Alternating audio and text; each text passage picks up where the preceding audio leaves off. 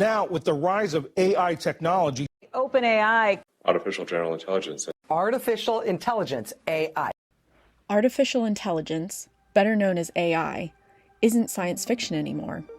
AI is not limited to futuristic robots or humanoid assistants.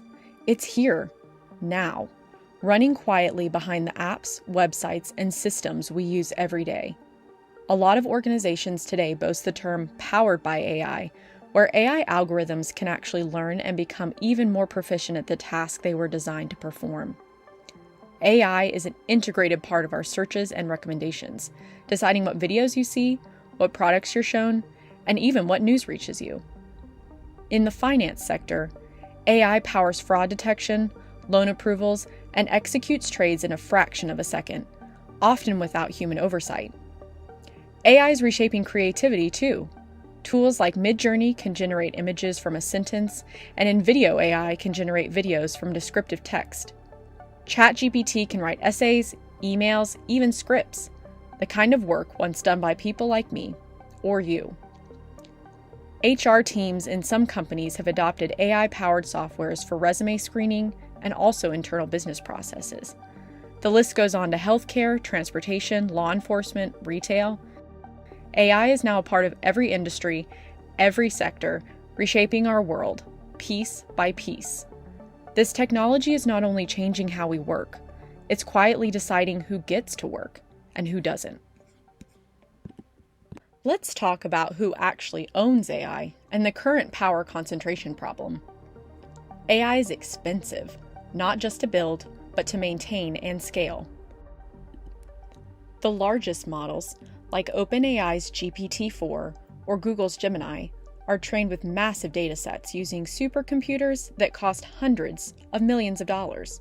That's not something a startup or public institution can easily afford. Pat Gelsinger, CEO of Intel, said, "We're already saying we may spend a couple $1 billion training the most advanced models today."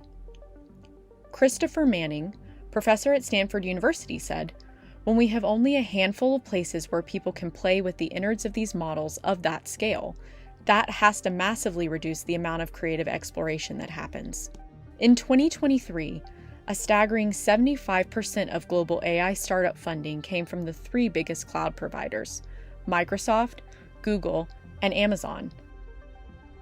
The significant investment required for AI model creation and training means many startups operate under the influence and funding of these giants, potentially limiting true independence in AI innovation. This large amount of money means that the power is being concentrated in the hands of a few private tech giants. In 2023, NVIDIA's meteoric rise to one of the world's most valuable companies was fueled by its dominance in AI chips. Without them, even the biggest players can't train their models. In January 2025, the Federal Trade Commission expressed concerns about big tech's growing investments in AI startups. Microsoft's $13 billion funding of OpenAI and Amazon and Google's partnerships with Anthropic raise alarms about potential monopolization and competitive risks in the AI and cloud computing sectors. We're watching power over this futuristic technology concentrate in the hands of a few, in ways we've never seen before. Another concern with the rollout of AI is job security. AI is automating jobs fast. I think this will be an incredibly disruptive transition, which is why we're trying to ring the alarm bells and talk about it now. Entire classes of jobs will go away and not come back. In 2025, IBM laid off approximately 9,000 employees, primarily from its Cloud Classic division. This move was attributed to the implementation of AI systems like BlueGenix, which automated tasks such as server maintenance and cloud data migration. In early 2025, Meta announced the layoff of 3,600 employees, representing about 5% of its workforce. According to Meta, these cuts were part of a strategic shift to prioritize AI and machine learning roles. Intel is set to cut over 21,000 people, or roughly 20% of its workforce. NVIDIA-powered chips, in partnership with Hippocratic AI, have been introduced in the healthcare sector. Their goal? replace nurses with an AI that costs $9 an hour. Goldman Sachs estimated up to 300 million jobs across a variety of sectors could be affected worldwide by generative AI. In customer support, bots are replacing humans. In journalism, AI writes clickbait articles and headlines. In warehouses, AI-powered robots pack boxes and manage inventory. In all of these sectors, AI is being used to replace human workers, and it seems like the plan is to find new ways to expand the AI labor force. Even worse, much of the AI magic is built on hidden labor. A 2023 investigation by Time magazine revealed that OpenAI, the creator of ChatGPT, which is headquartered in San Francisco, outsourced content moderation work to Kenyan workers through the firm Sema. These workers were paid less than $2 per hour, much below the minimum wage required within the US, to label data containing graphic and disturbing content, such as instances of sexual abuse, violence, and hate speech. This work was crucial in training AI models to filter out harmful content, but it had a real impact on the human workers at Sema. The nature of the material led to significant mental health challenges, with some reporting lasting trauma. Similarly, in the Philippines, workers engaged in data labeling for AI systems have reported low wages and challenging work conditions. These examples highlight the hidden human labor that underpins AI technologies, raising ethical concerns about labor practices and the need for greater transparency and fair compensation in the AI industry.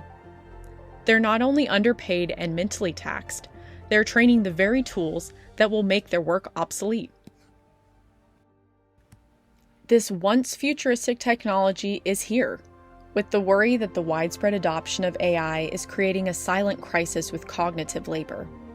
AI is not just taking over jobs, it's taking over thinking. Thank you. Maybe instead, you should say, "Dear John, I wanted to say thank you for taking the time to meet for lunch last week.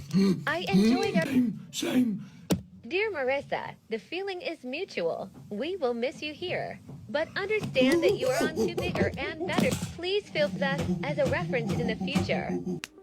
From students using ChatGPT to write their homework, to professionals relying on AI to generate emails, summarize reports, or even assist in complex decision-making processes, we're outsourcing our cognitive labor. And it comes with a cost. This shift has subtle but potentially significant consequences for our own mental abilities. When we stop using our brains and critical thinking to struggle through hard problems, we stop learning how to solve them. When we defer judgment to an algorithm, we lose the ability to question that decision in the first place.